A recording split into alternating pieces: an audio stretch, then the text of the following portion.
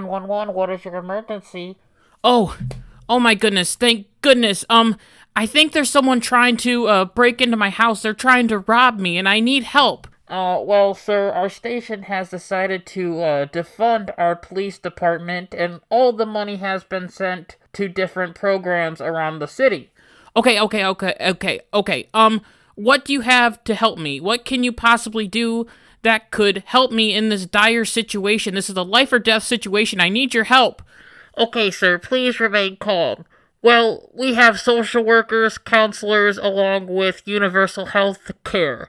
Would that help you in any way? No, not at all. I mean, what if the person has a gun? I need a police officer. Isn't it when I called the police that they're supposed to help me in some way? Dang, I knew I should have bought a gun. I knew I should have bought a gun to help protect my own family. Sir, you don't need a gun. That's what the police are for. Wait, are you serious? Oh, right, sorry, just a habit. In all truth, sir, you just really need to check your privilege. Not everyone has a good experience with the police, and you might have a good one, or a bad one, I don't know. But you are coming from a place of privilege. So please, go check your privilege and then call back. Sir? Sir, are you still there? Oh well. Hopefully he learned his lesson.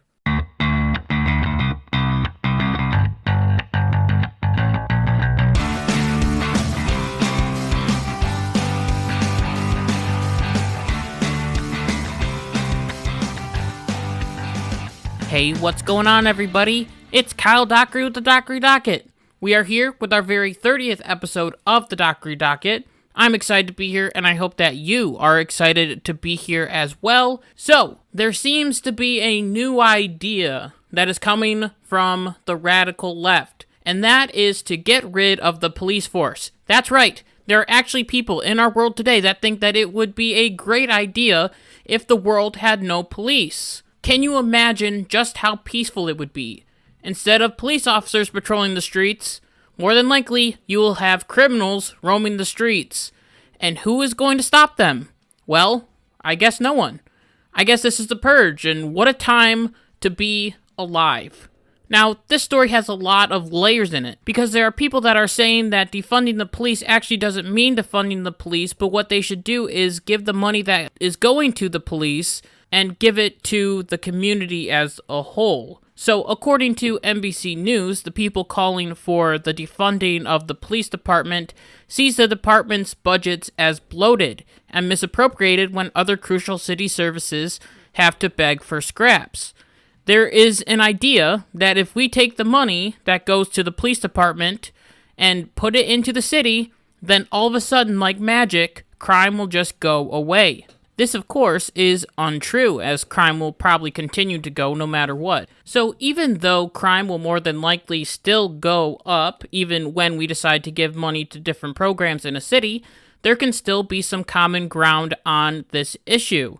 Myself and many other Americans believe that it would be nice to see a police budget trimmed, so the police department isn't focused on becoming more like the military. A lot of people have been calling for the demilitarization of the police, which I think is a very, very good thing. However, cutting the police's funds could strip the police from having better training methods, better equipment. Then we could see a city fall into chaos, as the police may not be able to afford new officers, leaving city short-staffed. And it is a fact that the more police officers that there are, the less crime there is. And this is what we should want in every single city.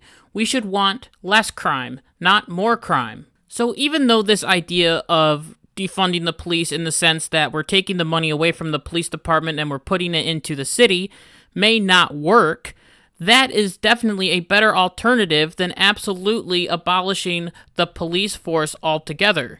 And it is sad because there are people out there that are calling for the 100% abolishment of the police. Not defunding, instead, getting rid of it altogether. Just throw it away and restart with something new. As it was stated by NBC News, abolitionists say their goals aren't just to close police departments, but rather to change the structure and conditions under which people who are currently criminalized live, to make the police more obsolete. If people had healthcare, housing, and access to good jobs and education, and community, there would be less crime and less need for police. So if a robber comes into your house and then you get shot or stabbed, it will be fine because you have free healthcare. Now, I am a person that believes that most people are good and most people don't want to commit crimes. But if someone is mad at someone else and they decide to go and shoot them or kill them, guess what? The criminal will still take the shot. No one is stopping them. Also, what about traffic violations? Someone runs a red light, causing a crash. Who will be there to make sure that there is justice? Along with this, if the police are gone, does that mean that the courts and judges are gone too? It is all just confusing stuff, and in the end, it just won't work. Getting rid of the police won't work. So this new idea of defunding the police has been gaining some traction in Minnesota, which is the state where George Floyd was killed, and in the city of Minneapolis as well, as a majority of the Minneapolis City Council agreed Sunday to dismantle the city's police department.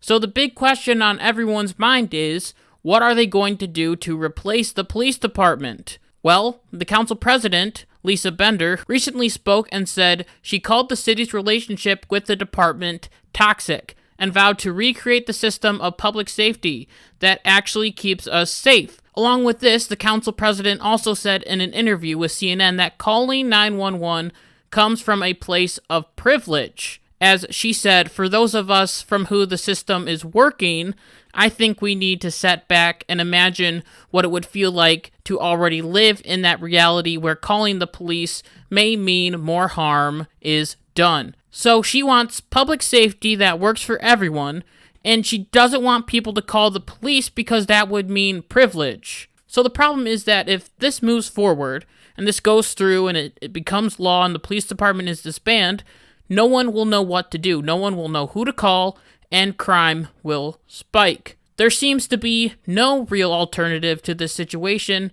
of having no cops. And all they are just going to say is that all cops are bad and they should just disband. See you later. No more police on the streets, and everything will just all be fine. So it wasn't just Minnesota that is experiencing this momentum of defunding their police force, as this ball of defund the police has been making its way across the whole entire country, even our nation's capital. As in Washington, D.C., there is a newly named Black Lives Matter Plaza, where the mayor had people, like the people that she works with, paint on the street the words Black Lives Matter, which is fine. They have a right to do that, and I think it looks kind of cool from above. You know, it's not vandalism because the mayor said to do it. But anyway, later on, protesters put an equal sign and then wrote defund the police. So what it seems to me like this group of protesters is saying is that if you support Black Lives Matter, then you should want to abolish the police. And if you disagree with this notion that we should at least have some police force to protect our neighborhoods, then you are saying that Black lives don't matter. This is an absolutely crazy state of mind,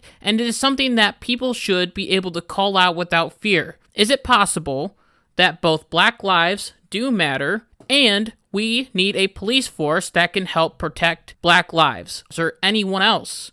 Apparently not, and this has led to a mob mentality to move throughout the United States. And now, no one has experienced this mob mentality more than Jacob Frey, the mayor of Minneapolis, as there was a huge protest going on right outside his house. So Jacob Frey, being the good guy that he is, decided to talk to these protesters and get a feel for what they were demanding, and he was able to answer some of the questions that the protesters had for him. As there was a man on stage with a microphone asking the mayor all sorts of questions, like how can we fix racism and police brutality and all the good stuff like that. And it seemed that Mr. Frey was answering the questions correctly as he was getting a good response from the crowd. People were cheering, they were happy, they were excited. But then a young woman started asking him questions, and that is when this whole interview went downhill. She took control of the mic and asked him straight up if he believed that the police should be abolished. And she further explained this by saying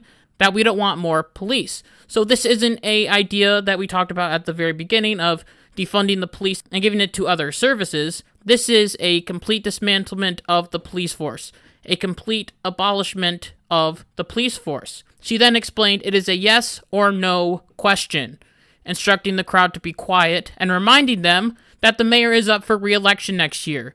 And if he says no, guess what we're going to do next year? And then she handed the mic over to Mr. Frey. Now, you can tell once this question was asked of Mr. Frey, the wheels were turning in his head because he knows that he wants to be reelected.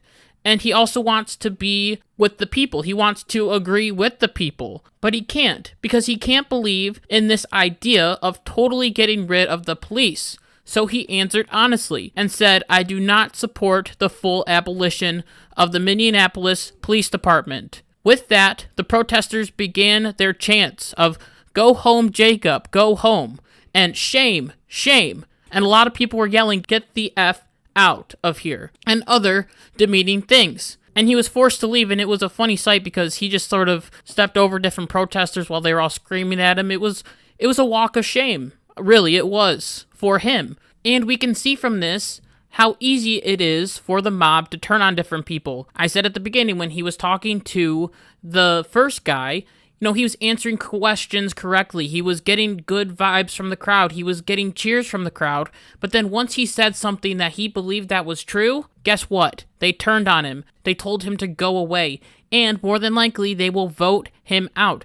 And it is absolutely ridiculous because he said something that was true. And he didn't want to say something that he didn't believe in, and that was absolutely ridiculous as defunding the police. It is sad because more and more people are getting scared by this mob, so they will just agree with them, no matter what they say. Politicians like Ilhan Omar, Alexandria Ocasio-Cortez have all started to sort of get into this spirit of, hey, maybe we should defund the police. Maybe it would be better if we didn't have a police force. And it is scary, and it is wrong because they're trying to appeal to this mob base, this radical mob base. And so speaking of this mob, the mob just doesn't want to get rid of police in the real world, but they want to get rid of police on TV as well. As the television show that made the body camera popular, Cops, which is filmed on location with the men and women of law enforcement, all subjects are innocent until proven guilty under the court of law, has been pulled off the air, along with the more recently created Live PD. They explain that these shows are glorifying the police, and they are not the real reality of what the police do. It is true that these shows are heavily edited to have the most content, because I think it would be boring if you had a cop show where the cop's just sitting in his car eating a donut, but also you get to learn more about the officer. You get to learn about his wife or her husband, their family, their schedule, how they manage both time in the force and also time at home. But apparently this is all terrible. And I mean, what do these people want instead?